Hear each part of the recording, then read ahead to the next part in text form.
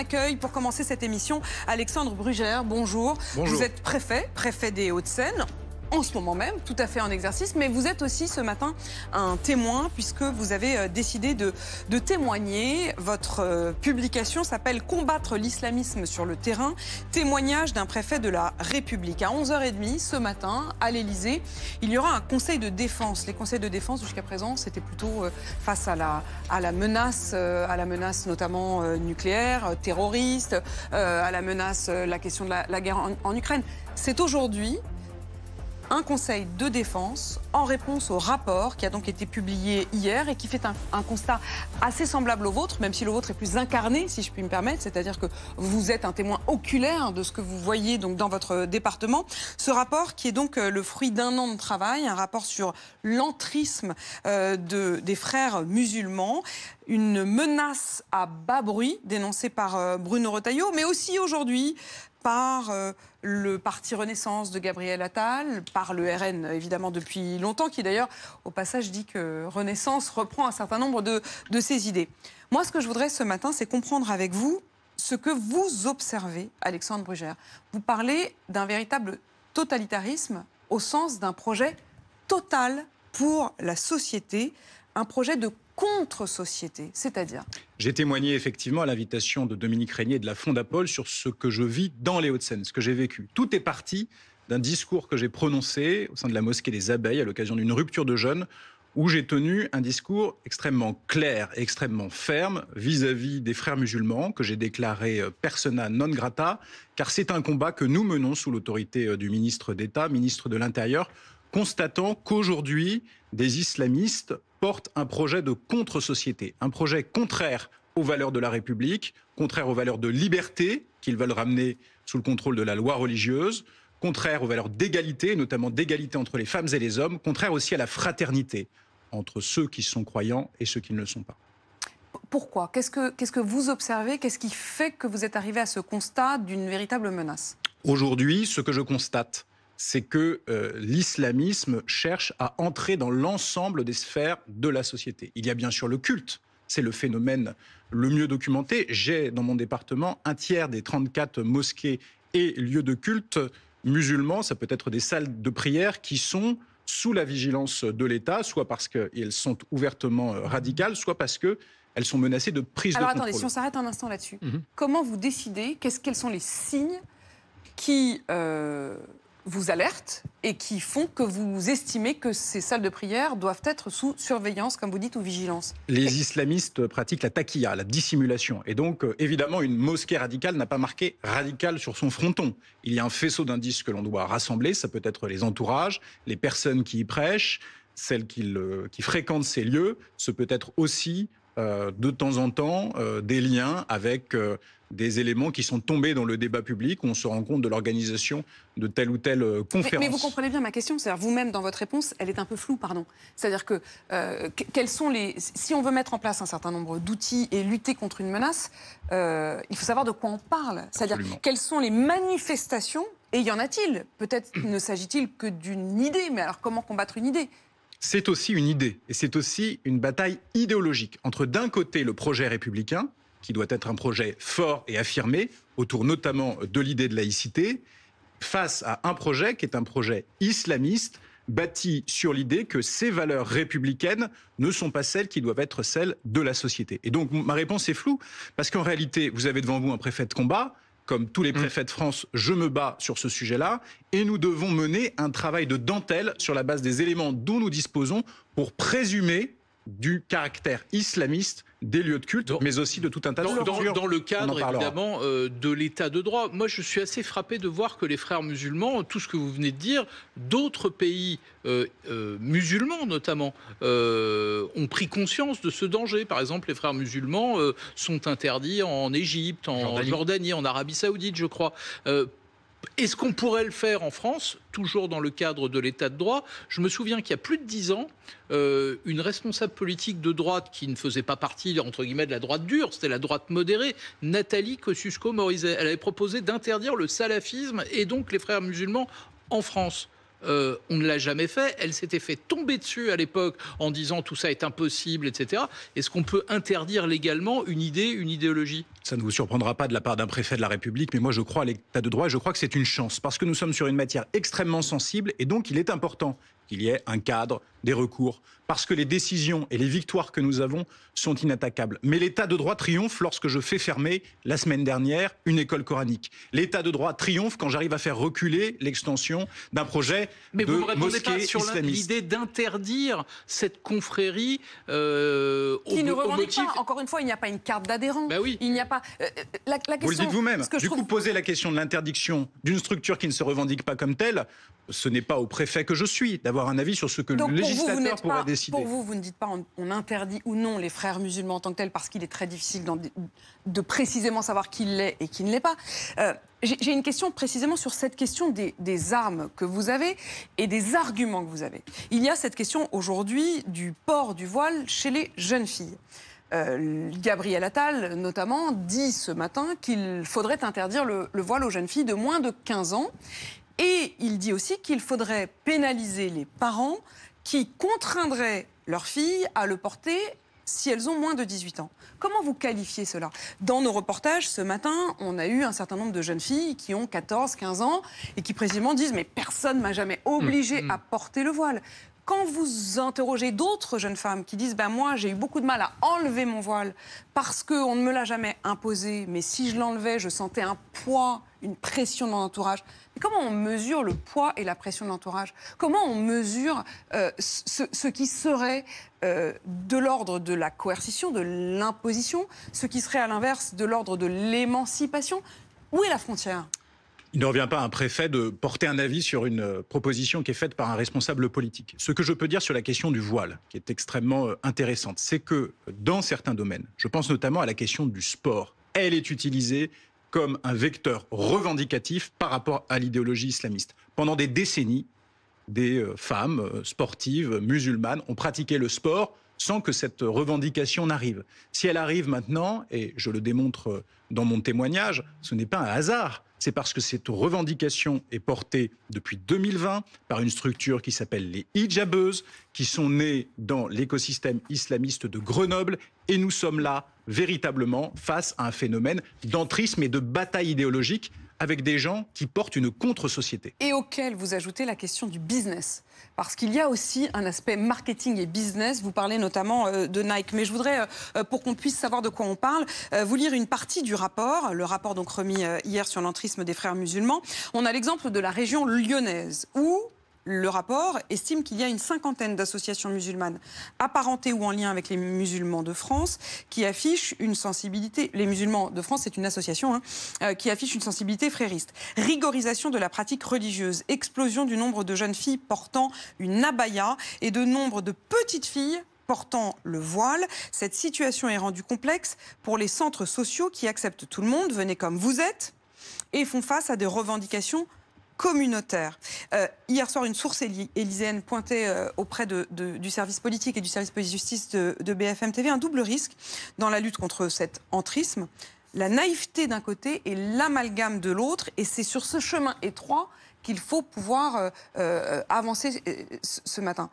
Je voudrais aussi comprendre sur cette histoire du business. Parce que quand vous parlez du port du voile dans le sport, une marque comme Nike, qui a fait des hijabeuses, même presque des égéries. Est-ce que c'est pour vous du business et du marketing ou est-ce que c'est de la politique ? Bon, d'abord, je vais vous répondre sur l'existence d'une voie. Je crois qu'il existe une voie pour sortir de cela, ne tomber ni d'un côté ni de l'autre. Cette voie, c'est la République. Et pour vous répondre précisément sur la question essentielle du business que vous évoquez, lorsque Nike fait une publicité de cette nature, en réalité, elle s'inscrit dans une idéologie qui n'est pas l'idéologie républicaine, qui est l'idéologie anglo-saxonne qui tente à exalter les différences. Et au fond, le message qui est passé par cette marque, c'est de dire chacun, en fonction de ses particularités, de ses singularités, doit pouvoir pratiquer le sport. Mais en réalité, que y a-t-il derrière ? C'est une faille qui est ouverte à celles et ceux qui portent un projet islamiste, puisqu'ils en profitent pour intégrer dans un espace qui normalement est l'espace commun, le sport, c'est là où on laisse ces différences au vestiaire. Eh bien, ils en profitent pour intégrer une idéologie et pousser une revendication communautaire islamiste. Je reviens sur les outils à votre disposition, Alexandre Brugère. Il y a un certain nombre de lois qui ont été votées, enfin une loi séparatisme notamment votée en 2021 qui était censée doter le pouvoir public d'éléments d'action. Vous dites j'ai pu fermer une école coranique, mais vous êtes obligé de le faire par des moyens détournés. C'est pour des raisons de sécurité que vous fermez cette école-là et pas précisément parce qu'elle porte un discours que vous avez estimé radical. Ça veut dire qu'aujourd'hui, y compris lorsque vous identifiez un lieu qui peut potentiellement être orthogonal au projet de la République, vous n'avez pas forcément tous les moyens législatifs pour le faire. Vous devez trouver d'autres façons, d'autres moyens rusés pour aller au bout de votre projet. Respecter l'état de droit ne veut pas dire ne pas faire preuve d'intelligence et ne pas utiliser tous les moyens qui sont à notre disposition pour pouvoir atteindre notre fin.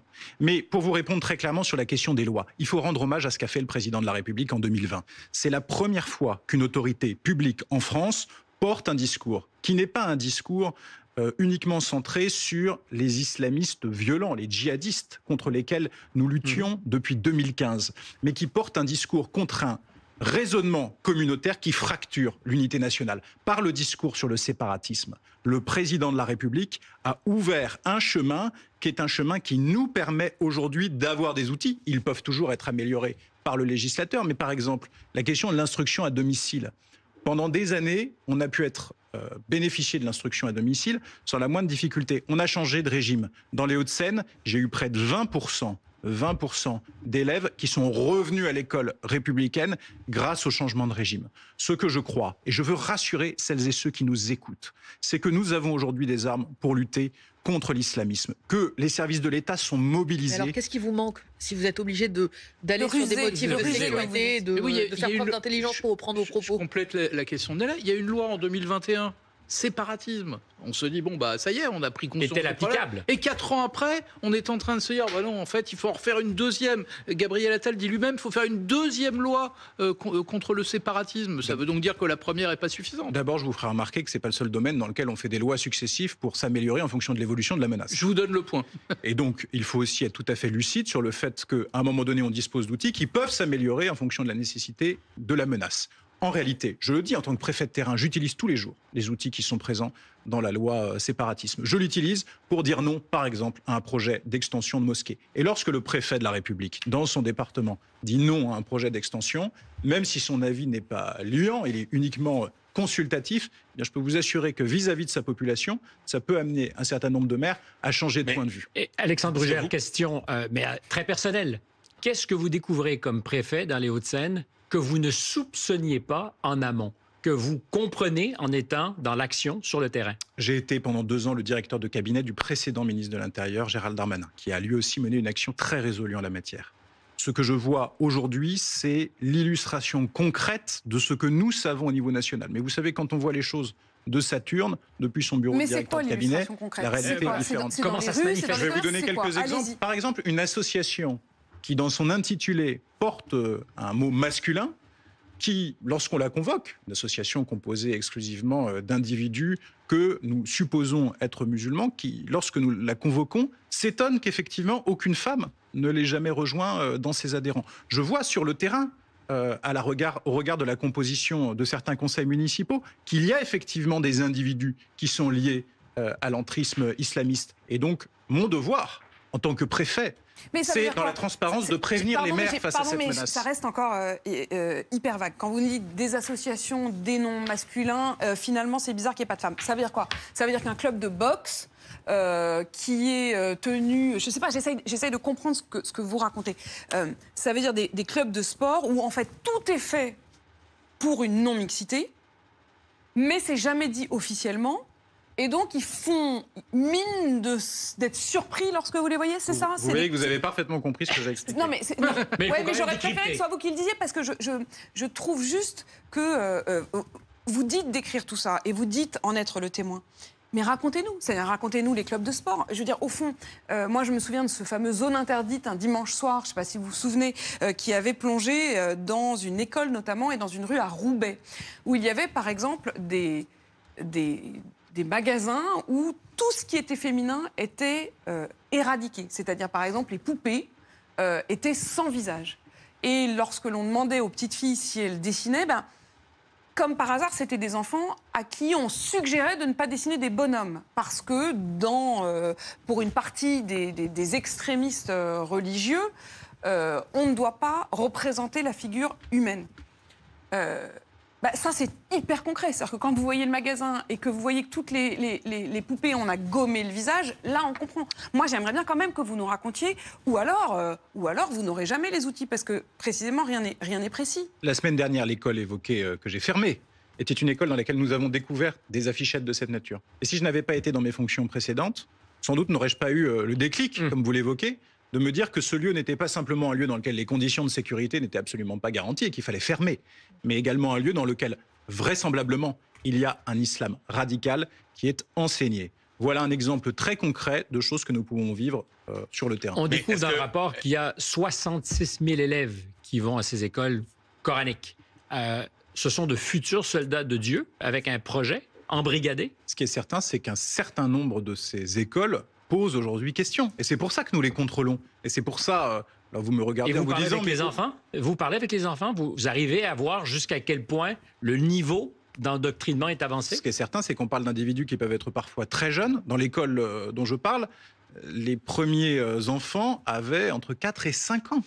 Et donc, on voit Cette école dont vous parlez, c'est l'Institut Lycène à Colombes, un institut, donc officiellement, c'est un institut de langue, français, arabe, anglais, contrôlé donc à 2 reprises et fermé.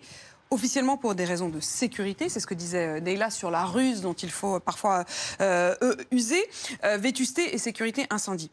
Ce que vous avez observé, vous et les services de l'État, suspicion de présence donc d'une école coranique, parce que lors des contrôles, vous avez vu notamment des affichettes qui représentaient des adultes et des enfants dépourvus de visage. Ce que vous évoquiez. C'est ce que j'évoquais tout à l'heure. Des mêmes éléments ont déjà été découverts dans d'autres structures dispensant un islam radical, donc ce qui interroge, dites-vous. L'Institut conteste avec la plus grande fermeté les accusations d'islamisme du préfet, dit qu'il n'y a aucune preuve, que ce n'est que de la diffamation. Réaction de la mairie de Colombes qui dit cette structure n'a jamais fait l'objet de telles remontées ou suspicions d'islamisme. Nous sommes vraiment surpris.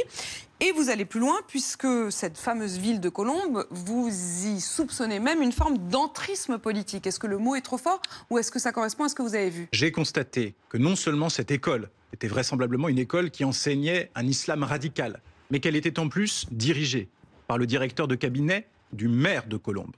Et que ce directeur de cabinet du maire de Colombes est également secrétaire général des associations cultuelles et culturelles d'une mosquée, le Centre Dignité, qui est sous la vigilance des pouvoirs publics. Et donc, quand vous mélangez l'associatif, le cultuel, le politique, à minima, vous êtes dans un dangereux mélange des genres. Le risque, ce ne serait pas qu'aux prochaines municipales, il y ait des listes, entre guillemets, communautaires, mais le risque, ce serait qu'il y ait des communautaristes qui se trouvent sur des listes qui ont une autre vocation politique, a priori. Je le dis dans le témoignage de la Fondapol, les listes communautaires, c'est un peu comme si on avait une mosquée qui se revendiquait radicale. C'est extrêmement minoritaire. Et d'ailleurs, ça marche très mal. Il y a très peu de résultats. Le vrai enjeu pour nous, aujourd'hui, ce sont les communautaires dans les listes. C'est-à-dire des individus qui vont voir des élus ou de potentiels élus en leur disant « Je suis capable de te ramener un certain nombre de voix. Ouais. En contrepartie... » Un paquet de voix, disait hier. En contrepartie, il est évident que tel service sera demandé, telle subvention pour une association, telle extension pour un lieu de culte. C'est pour ça que nous devons être vigilants, c'est pour ça que l'État doit agir en amont. Et je vous le dis, j'ai été amené la semaine dernière à prévenir 2 maires de mon département qu'ils avaient dans leurs conseils municipaux des individus qui sont liés à la mouvance islamiste. Mais irez-vous jusqu'à leur interdire d'être membre de ces listes? Il faut faire confiance aux élus. Vous savez, j'ai reçu le maire de Colombes la semaine dernière pour lui présenter l'état de ce que j'avais trouvé. J'ai eu face à moi un homme que j'ai senti conscient des difficultés. Et il ne faut pas mésestimer non plus une chose. Moi, j'ai la chance d'avoir été pendant des années formé sur ces sujets. Et donc, je maîtrise cette question. Mais c'est une question éminemment... Vous avez été adjoint à la mairie d'Asnières en charge de la sécurité? J'ai surtout été directeur de cabinet du ministre de l'Intérieur. Et donc, j'ai suivi, ce qui me permet aujourd'hui de témoigner devant vous, ces sujets avec beaucoup de soin au niveau national. Et c'est sans doute une chance parce que, même pour un préfet nouvellement nommé, qui n'aurait pas été formé sur ces sujets-là, il y a un manque. Je sais d'ailleurs que le ministre d'État... Ces maires, ils ont les moyens de résister à la pression, parce que quand on lit le rapport qui est rendu au ministre de l'Intérieur, on a l'impression que la pression est tellement forte que, y compris quand autant en aurait-il conscience, ils se retrouveraient en quelque sorte... Le rapport parle d'une forme d'intimidation quasiment. Donc vous pouvez les alerter, mais est-ce qu'ils ont les moyens concrètement de résister à cette pression, ou est-ce que la vague est déjà trop haute?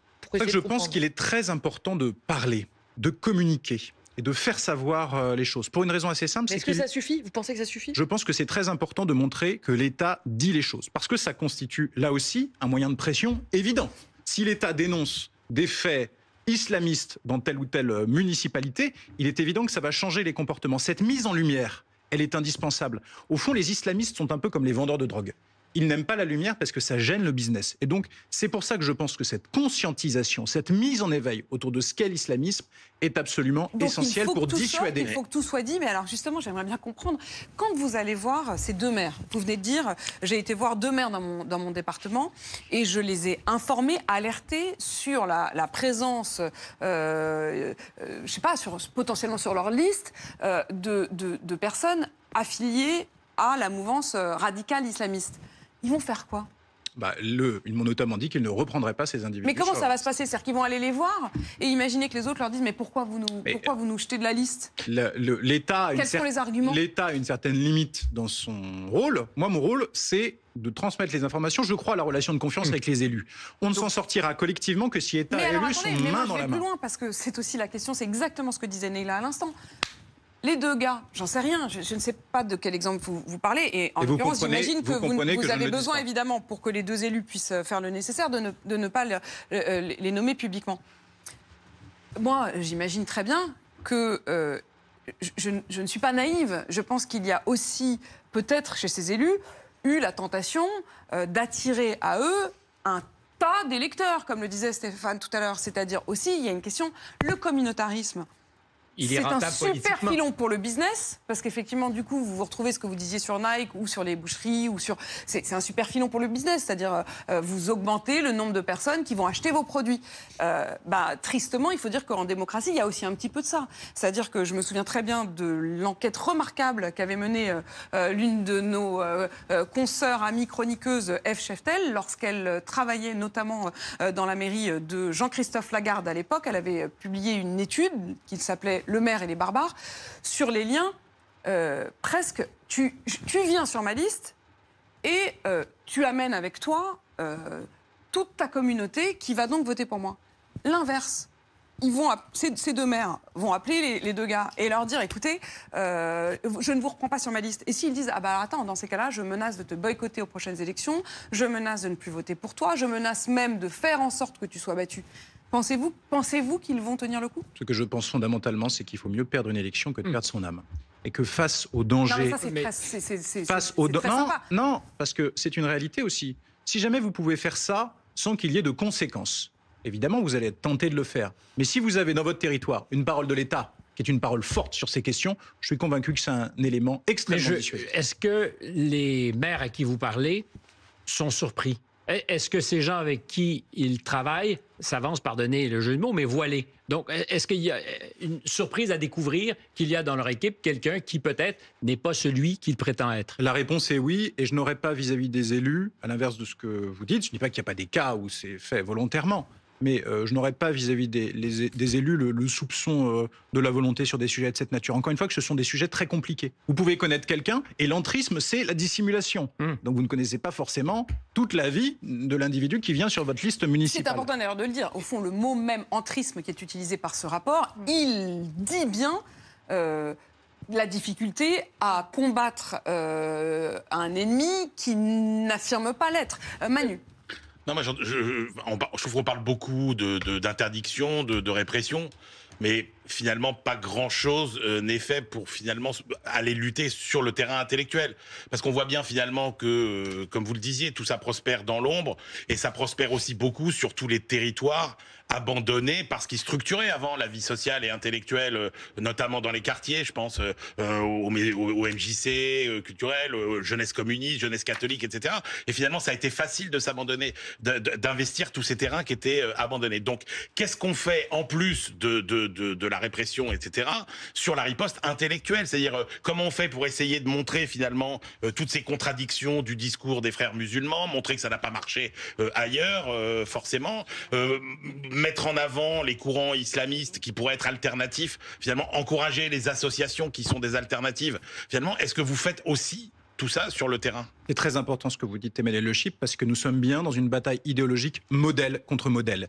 Et donc il ne s'agit pas simplement de décrédibiliser le modèle islamiste, mais il faut aussi montrer que la République est forte. Et le Premier ministre ne dit pas autre chose quand dans son discours de politique générale, il dit « la République ne sera forte que si elle se fait respecter ». Ça passe, de mon point de vue, mais encore une fois, ce n'est pas le boulot d'un préfet de faire des propositions. Mais comme vous le dites, par le fait de soutenir des associations, parce qu'il y en a qui, sur le terrain, portent un discours républicain, ça passe aussi par des politiques de rénovation urbaine où on casse des quartiers, parce qu'on casse des ghettos, et donc on ouvre des quartiers sur le reste de la ville, des enjeux de mixité qui sont colossaux.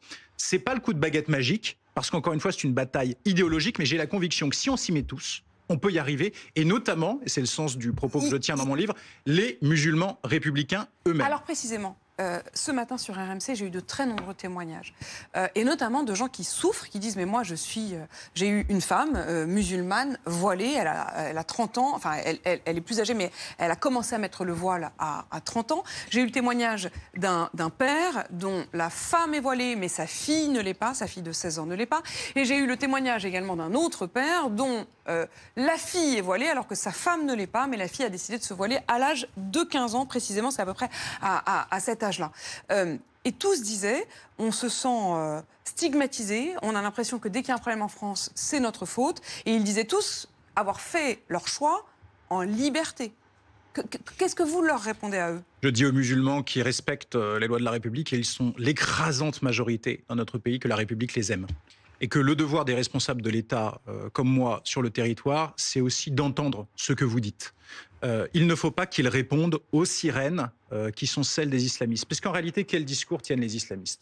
Les islamistes leur disent « Regardez, ils vous rejettent ». C'est le discours sur l'islamophobie. Venez avec nous dans la communauté, vous serez mieux, vous serez acceptés. Moi, ce que je constate, c'est que nous devons collectivement, républicains, tenir un discours de rassemblement, mais nous devons aussi compter sur les musulmans eux-mêmes. Et je vais vous citer, je pense que c'est très important, un document que j'ai récupéré au sein d'une mosquée de mon département, qui est un document qui a été édité pour lutter contre les frères musulmans. Dans cette mosquée, qui reçoit chaque vendredi 6000 fidèles, on a dit les paroles suivantes. La confrérie des frères musulmans est une organisation terroriste qui ne représente en rien la religion de l'islam. Prenez garde à cette organisation, n'y adhérez pas, ne montrez aucune compassion pour elle. Oui, l'islam est compatible avec la République et les islamistes sont les premiers bourreaux des républicains musulmans qui sont l'écrasante majorité dans notre pays. Mais du coup, une question. Est-ce qu'au fond, quand vous entendez le ministre de l'Intérieur dire « abat le voile », c'était à propos du voile dans le sport, il a dit « vive le sport, mais abat le voile ». Est-ce que ça ne nuit pas au combat que vous venez porter ce matin, qui est parfaitement légitime, le combat contre l'islamisme, ce que vous appelez un totalitarisme, à juste titre? Mais est-ce que du coup, quand un ministre de la République dit « abat le voile », est-ce que justement, c'est pas donner du grain à moudre à tous ceux qui disent « vous voyez bien qu'à travers ce combat, on est en train de stigmatiser l'ensemble des musulmans ». Les polémiques qui sont faites sur les propos sont secondaires. Le ministre d'État, ministre de l'Intérieur, évoquait lui-même la question du sport dont j'ai parlé. Et donc je ne ferai pas, vous le comprendrez, l'exégèse de tel ou tel propos, rapporté, commenté, discuté. Ce qui compte, c'est le fond du combat. Et sur le fond du combat, je veux vous rassurer. Et je veux aussi rassurer, encore une fois, celles et ceux qui nous écoutent. Je suis confiant. Et soyez certains d'une chose, à la fin, c'est toujours la République qui gagne. Alexandre Brugère, sur le fond du combat, est-ce que vous arrivez à identifier, puisque le rapport qui est ce matin examiné en Conseil de défense à l'Élysée évoque une expansion de ce courant de l'islam, de l'islamisme, les frères musulmans, est-ce que vous arrivez à identifier comment cette expansion est financée au niveau, par exemple, de votre département? Elle peut être financée par l'argent des fidèles, qui sont parfois floués sur le message qui est porté sur tel ou tel travaux d'extension d'une mosquée radicale. Les fidèles ne savent pas forcément que c'est une mosquée radicale et évidemment, ils peuvent être amenés à financer. Il y a aussi des financements étrangers qui ont été extrêmement encadrés, notamment grâce à la loi séparatisme portée par Gérald Darmanin que vous évoquiez tout à l'heure. Par des associations annexes ou qui aboutissent directement auprès de ces associations cultuelles. Ce qui est certain, c'est qu'on constate des montages extrêmement élaborés, mais j'ai presque envie de dire que des montages élaborés, c'est plutôt bon signe. C'est la traduction d'un combat qui est mené et c'est la manière dont les anticorps islamistes réagissent. Mais pardon, on peut déplorer, comme dans le rapport, que le Qatar ou d'autres pays, mais je pense notamment au Qatar, financent en partie ces associations et en même temps dérouler le tapis rouge au Qatar pour qu'il investisse en France. Je n'ai pas lu le rapport, d'ailleurs il n'a pas encore été rendu public. En tout cas, ce que je peux dire... Le rapport cite le Qatar, l'Arabie Saoudite... Alors vous faites votre propre rapport, mais alors le rapport classifié, c'est-à-dire le rapport en effet secret défense, n'est pas sorti à ce stade tout à fait. Mais en revanche, le rapport déclassifié, c'est-à-dire les 73 pages du rapport déclassifié, nous-mêmes nous y avions eu accès à BFM TV, nos confrères du Figaro en ont très largement rendu compte aussi hier, ça vous l'avez vu. Mais ce qui est important sur la question de l'influence étrangère, et je vais vous répondre sans biaiser, c'est que, et vous l'avez assez peu relayé d'ailleurs, il y a une décision très importante qui a été prise. C'est la fin des imams détachés. Nous n'avons plus en France d'imams fonctionnaires, on n'a pas parlé depuis le début du débat, fonctionnaires venus de pays étrangers qui prêchent. C'est une révolution majeure portée par le président de la République. Est-ce que ça veut dire que pour vous, on est au début de la fin? C'est-à-dire que cette prise de conscience dont vous parlez qui est pour vous nécessaire, les outils que vous commencez à avoir, même si on comprend qu'ils ne sont pas encore suffisants, vous estimez aujourd'hui que la France a les moyens de lutter? En tout cas, je considère que nous sommes au combat et je suis confiant encore une fois. Il peut toujours s'améliorer, on peut toujours améliorer les outils qui sont à notre disposition. Mais l'exercice qui est réalisé aujourd'hui est extrêmement salutaire parce qu'encore une fois, la transparence sur la réalité de la menace va nous permettre de former, de conscientiser. On ne pourra plus dire que l'on ne voit pas. Et face à cela, chacun, dans sa responsabilité, devra agir. Juste une petite question. Dans le département dont vous êtes le préfet, les Hauts-de-Seine, et pardon pour cette question, mais est-ce que vous avez noté une forme d'entrisme dans des communes aussi bien dirigées par la gauche que par la droite? L'entrisme n'a pas de couleur politique sur sa tentative. Voilà. J'ai constaté que dans les villes, quelle que soit leur couleur politique, il y avait... Donc cette tentation du clientélisme, elle touche aussi bien des mairies de gauche que des mairies de droite. Oui, mais c'est tout à fait logique de dire que ce phénomène d'entrisme, il est d'autant plus important que les communautés musulmanes sont importantes dans les villes, puisque... Donc ça dépend aussi des habitants. Effectivement, le principal carburant pour pouvoir occuper des places, occuper des positions, le cas échéant, dans la ville. Mais encore une fois, c'est pas du tout un phénomène qui est limité à quelques communes, c'est un phénomène généralisé. C'est pour ça que ce réveil des consciences, je le crois, porté par l'État, est indispensable. Merci Alexandre Brugère d'être venu ce matin détailler votre témoignage, combattre l'islamisme sur le terrain, témoignage d'un préfet de la République.